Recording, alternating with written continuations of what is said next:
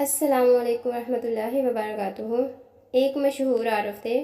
وہ اپنی سادگی کے عالم میں پرانے اور بسیدہ الفاظ کے ساتھ ایک دن اپنے علاقے کے تندروچی کی دکان پر گئے اور کہا، مجھے ایک نان روٹی دے دو۔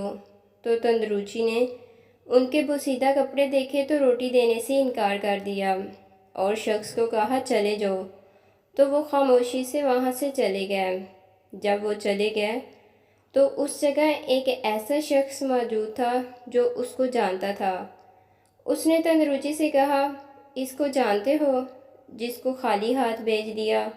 تو تندروچی نے کہا کہ نہیں تو۔ اس نے کہا، بندہ خدا، یہ تو فلاں عارف و عابد شخص ہے۔ تو تندروچی نے کہا، میں تو اس عارف کو بہت چاہتا ہوں، اور اس کے پیچھے دوڑا اور معذرت کی اور کہا کہ میں آپ کی شاگردی میں آنا چاہتا ہوں، مجھے اپنا شاگرد بنا لیں۔ لیکن اس عارف و عابد شخص نے انکار کر دیا۔ اس تندروچی نے بہت اصرار کیا، پھر کہا، اگر آپ مجھے شاگرد قبول کر لیں تو میں اس آبادی کو آج شام کا کھانا دوں گا۔ تو اس عارف نے قبول کر لیا۔ پھر جب کھانا تقسیم ہو چکا تو تندروچی ان کے پاس آیا اور سوال کیا، اے میرے سردار، مجھے بتائیں کہ یہ جہنم کیا ہے؟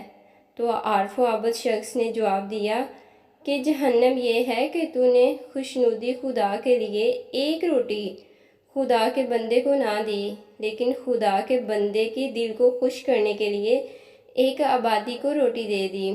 لہٰذا کسی کو عزت دیں یا قدر کریں تو دل سے کریں، ورنہ دکھاوے کی قدر نہیں ہوتی۔ یہ صرف ایک احساس سے کھیلنے کے مترادف ہو جاتا ہے۔